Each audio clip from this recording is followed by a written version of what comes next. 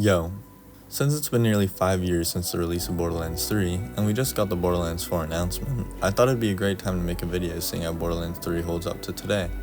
Even though Borderlands 3 is my favorite game in the franchise, I'm gonna do my best to be completely objective and unbiased. I plan to tackle this video in 3 main sections according to the 3 main things that I personally think make a great Borderlands game: variety, story, and endgame. To start things off on a positive note, I think Borderlands 3 is my favorite game largely because of the incredible variety. Whether it's guns, builds, environments, activities, DLC, enemies, Borderlands 3 has tons of everything, including dialogue. Lots and lots of dialogue. The only area where Borderlands 3 lacks in variety compared to previous titles would be the amount of playable Vault Hunters.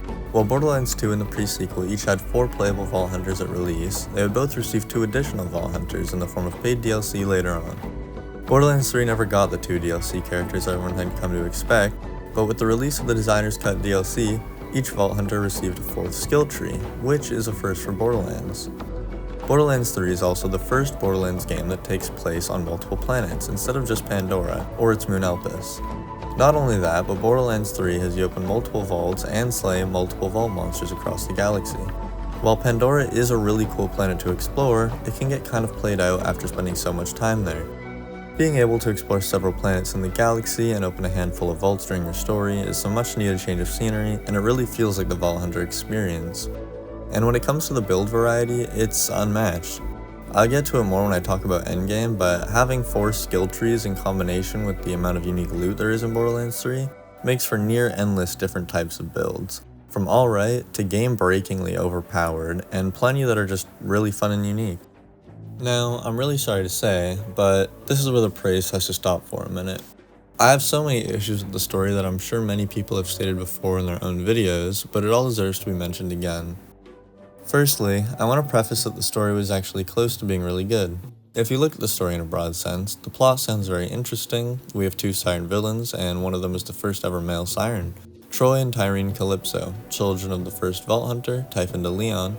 They have managed to manipulate the psychos of the galaxy to fight for them and aid them with their goal of opening the Great Vault, which happens to contain the Destroyer and simultaneously is Pandora. Flack, Zane, Amara, and Mose join Lilith and the Crimson Raiders. During one of their first encounters with Troy and Tyreen, Tyreen manages to leech Lilith's siren power, leaving Lilith without her powers. The Vault Hunters and Crimson Raiders promptly leave Pandora aboard Sanctuary 3, chasing the Children of the Vault and opening several vaults across the galaxy. Eventually, Troy and Tyreen successfully begin to charge Elpis, the key to open Pandora, by leeching an enormous amount of iridium. Although we would kill Troy in the process, and we would have to travel to Necro de Feo to discover an ancient Iridian machine that's been used to seal the Destroyer in Pandora thousands of years ago. So we try to close Pandora with the 5 vault keys in our possession, but Tyreen interferes, killing her father Typhon. Tyreen opens the Great Vault and merges with the Destroyer inside. The story ends with you killing the Destroyer / Tyreen, and Lilith sacrifices herself by flying into the moon, teleporting it away, and closing Pandora. It actually sounds alright. Like, how could you mess that up, right? Well, I'll tell you how. Subpar writing.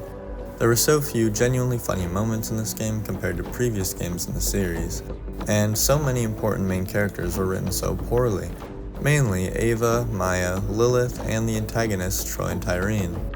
Ava is supposed to be a young successor to Maya and her powers, but all she does for the entire game is annoy the player, get Maya killed, get Maya's powers at the end of the game, and then that's it.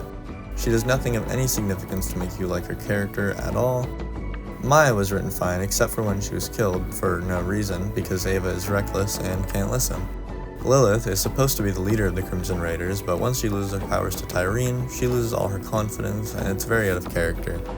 I get that it probably sucks to lose your powers, but she's been through a lot, and you'd expect her to act more like a leader here. And she didn't even care when Maya died. She just let Tennis spout what may as well be gibberish, and then told everyone to get back to what they were doing. And finally, I think Troy and Tyreen are the main culprits of Borderlands 3's poor writing. It's really obvious Gearbox tried to copy what Handsome Jack does in Borderlands 2, where he's constantly mocking the player and cracking jokes at their expense, but it just doesn't land the same this time. I understand how difficult it is to match what they had perfected with Jack in Borderlands 2, but some minor adjustments could have made this story so much better. In the end, what made Handsome Jack such a good and unique antagonist is simultaneously what kills Troy and Tyrene. They try too hard to be funny when they aren't, and I have to mention the little clips Troy and Tyrene make when they kill a main character. It's just so damn cringy and pure pain to sit through.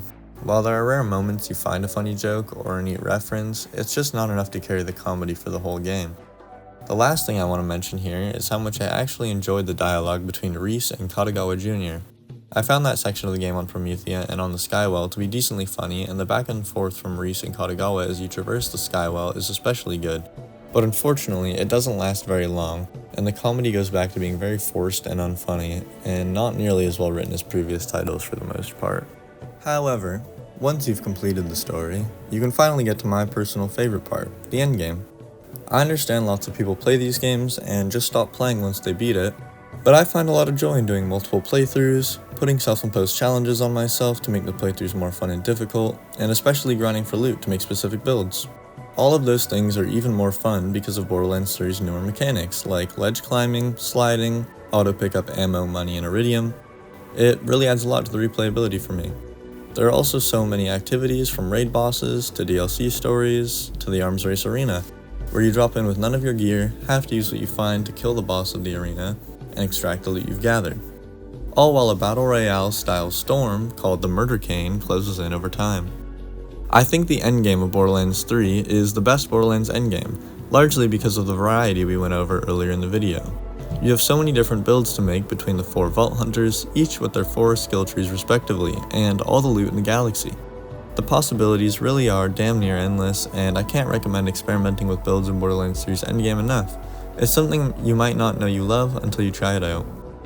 In my opinion, considering Borderlands 3 released in September 2019, nearly 5 years ago, it still holds up, even the game's releasing in 2024.